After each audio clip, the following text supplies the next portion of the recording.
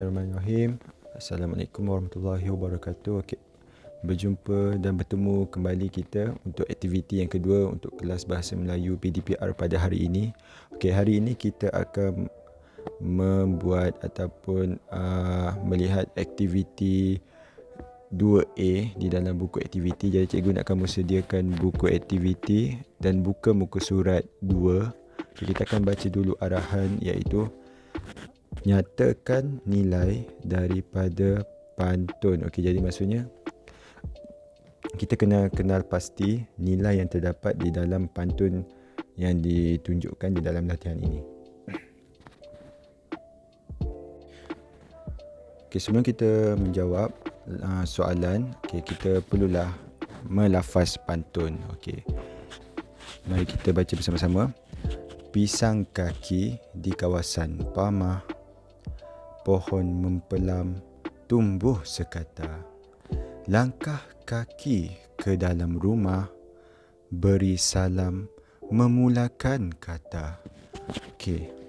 Jadi bila kita lihat pada pantun ini, biasanya mesej yang akan ditunjukkan di dalam pantun adalah pada rangkap ketiga dan rangkap keempat. Biasanya pembayang dia adalah rangkap 1 dan rangkap 2.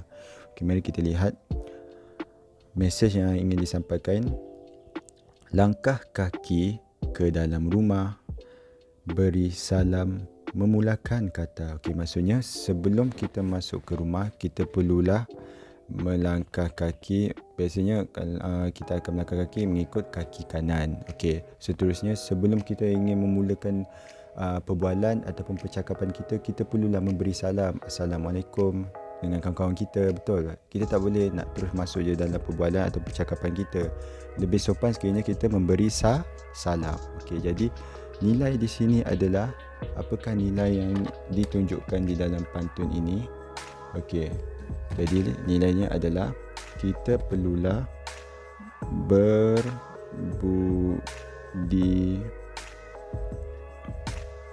bahasa atau sopan santun sebelum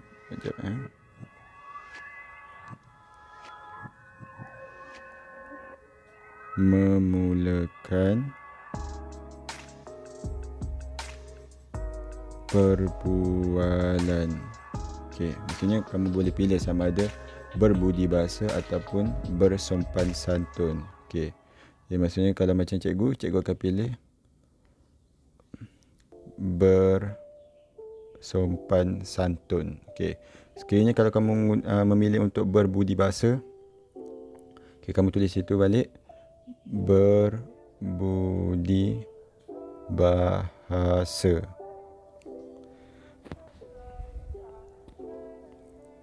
Okey, mari kita lihat pula latihan soalan yang kedua. Okey, mari kita lafaz pantun untuk pantun yang kedua. Burung pekakar si murai batu, di pohon keranji hinggap berteman.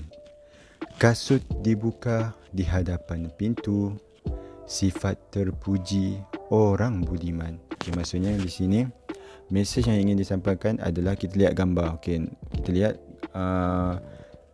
seorang lelaki membuka selipar ataupun membuka kasutnya sebelum memasuki rumah. Okey, jadi kasut dibuka di hadapan pintu, sifat terpuji orang budiman. Okey, maksudnya orang yang baik, orang yang bersopan santun ni biasanya dia akan buka kasut sebelum masuk ke rumah. Okey, jadi itu adalah salah satu adab yang perlu kita amalkan dalam kehidupan seharian kita. Okey, jadi apa nilai yang kita dapat belajar daripada pantun ini? Okey, jadi nilai yang sesuai adalah kita hendaklah, sebenarnya nilai di sini adalah kebersihan. Okey, sebab sekiranya kita membawa kasut kita yang kotor masuk ke rumah, rumah kita akan kotor dan tidak bersih, dan banyak penyakit ataupun kemungkinan kita akan mudah sakit. Okey, jadi di sini nilai yang sesuai adalah kita hendaklah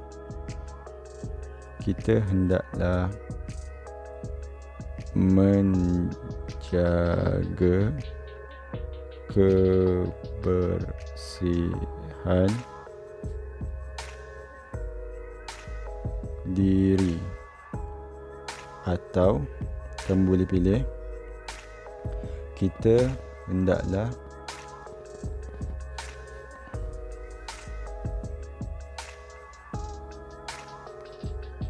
menjaga, okey, sekejap ya, menjaga, apa cikgu, menjaga kebersihan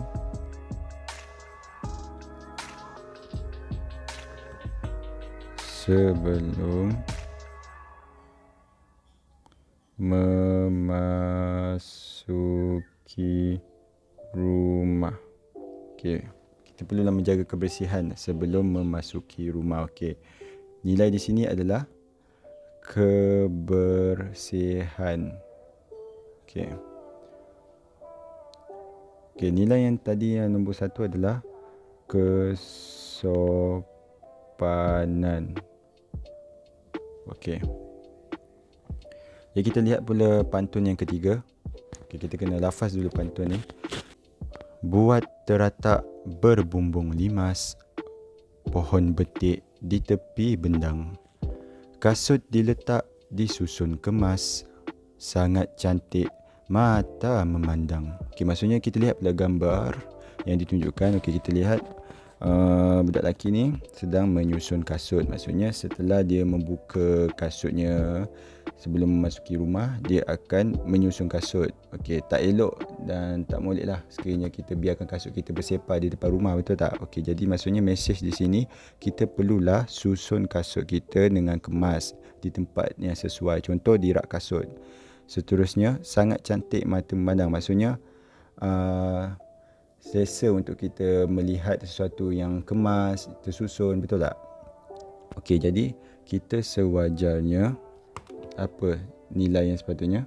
Kita sewajarnya rajin menyusun kasut. Okey, cukup dah. Okey, kita sewajarnya rajin menyusun kasut. Okey, maksudnya nilai kat sini adalah kemasan ataupun kebersihan. Okey, selesai sudah untuk latihan yang pertama.